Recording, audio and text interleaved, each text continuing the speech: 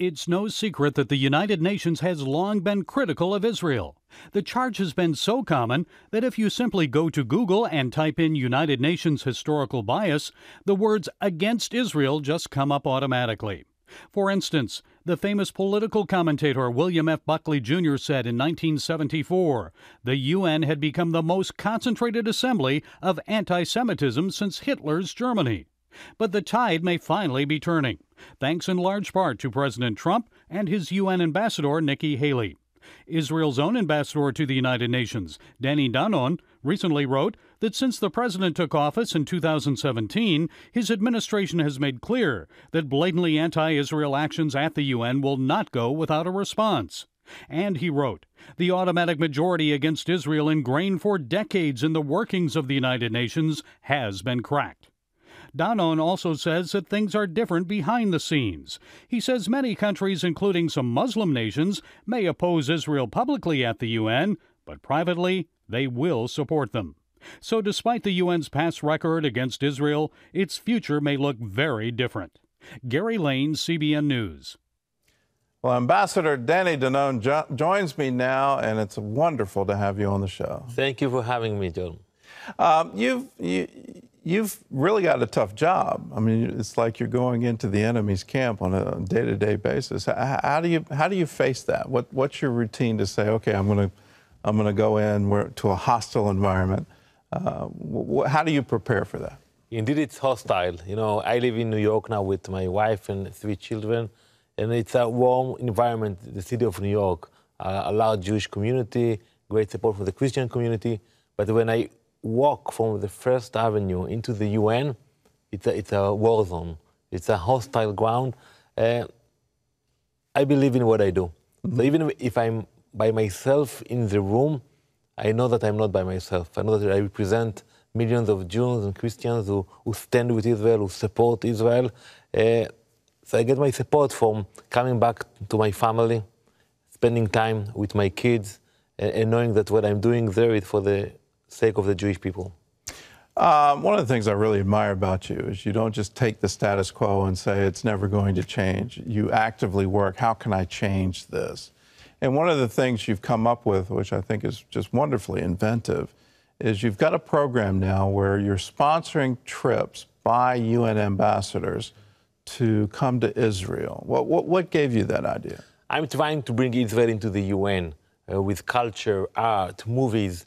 It's really hard.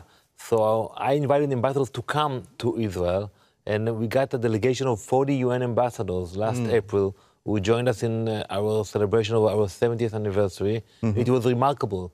Most of them had no clue about the history of Israel, about the innovation. And when we walked in the old city of Jerusalem, in the city of David, and we showed them the proof of the connection of Jews and Christians to Jerusalem, they were amazed.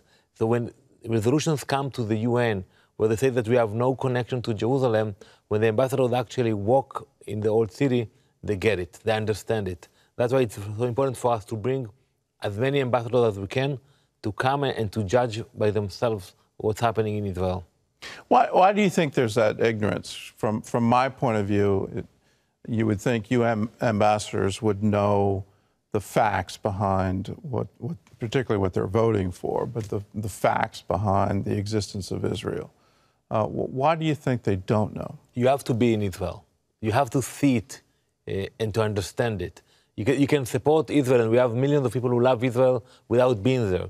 But once you get into the old city of Jerusalem and you see what we are doing there, the freedom of religion, people get it. And also the proximity. You know, you speak a lot about Israel here in the media and all around the world, but when you come to Israel, it's a tiny nation. So we took a helicopter tour, and within 15 minutes, you fly from the western part to the eastern part of Israel. So to understand the proximity and why we have to defend our small borders. Yeah, I think until you get there, you don't understand the dimensions of it. Golda Meir is famous back in 1968, year after the Six-Day War. And there was talk of, what do we do with the West Bank? Is it given back? And she said, no, for the first time, I don't have to worry about artillery shells in Tel Aviv. And you don't understand that until you can go and you literally see, well, here's where the border is, and hear how close things are. And another thing, they found out that the Israelis are happy people. Despite the challenges, despite Hezbollah, Hamas, Iran, you name it, the Israelis are happy. We live a happy life with our families. We invest a lot in our education, in our economy. We are thriving, and we are grateful for that. Why is that? Because I think that's another marvel for the world to see. Here's a nation that in the middle of all the violence, in the middle of all the terrorism, all the neighbors who constantly seem to want to go to war, it's a happy nation. It's an innovative nation. And it's a nation that's reaching out with humanitarian aid around the world. Why is that? We appreciate what we have. We do not take it for granted. And that's what I teach my children. You know, enjoy life, enjoy Israel, but don't take it for granted, because for years our ancestors prayed to live in Israel, to pray. When Israel is being condemned about Jerusalem, it happened at the UN every once in a while, I remind the ambassadors that it's only 50 years since Jerusalem was reunified, and we are grateful for that. We don't take it for granted, and now we share our knowledge, our innovation with other countries. We are very proud of it. We have in Judaism the term, it's called tikkun olam, that we want to correct the world and to help other nations, and we are very proud of doing that and supporting developing countries with desalination, energy, and other medical devices that can help millions of people. Let's go back to the UN ambassadors. What do you expose them to when they come to Israel on one of your trips? What do you show them? So you have the regular activities where it's sightseeing. There's a lot to see in Israel, the history. You go to Masada, you hear the stories of the Bible, and you just open the Bible and you read it to them. Many of them are Christians, and for them it's shocking when they walk in the old city where Jesus walked, and they understand it. So then they understand that if you deny the connection of Jews to Jerusalem, you deny the connection of Christians to Jerusalem. So it's about themselves, it's not about us anymore. So that is very meaningful for them. And I found out also the issue of technology, that people understand that we have a lot of solutions to their problems. So I will focus on security usually, but the ambassadors will tell me, Danny, let's see more technology. We want to learn about desalination, cybersecurity, what we can bring back to our countries. So it's a combination, and it's tough, Gordon, because you have 1 week and you need to show them everything in a week. I think that's an untold story too. Israel is helping underdeveloped nations around the world, primarily with the technology, meeting them at their point of need for both power needs, solar power in particular, but also water technology. And Israel is the world leader in water technology. And then also in how to make unproductive land productive land to produce enough food to feed people. How did that come to be? Because you don't think of you think of Israel in terms of technology, you think of computers and cell phones and all of that. But there's some real wonderful technology in agriculture and in water. How did that happen? It came from necessity.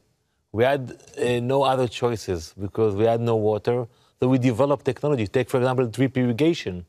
We produce it in the Negev, in the southern part of Israel, because there is no water there. And you can now do anything you want in the Negev. So the necessity made us think harder, work harder, and today we can share that technology with those developing countries, and I'm very proud of it. And I see the difference also at the UN, because once you help someone and you reach to him, one day it will pay back to you. So I feel it now with many African countries that in the past joined the Arab League boycotting Israel. Today we're building bridges with them. All right. Well, that's all the time we have. It was a pleasure having you with us. Thank you very much.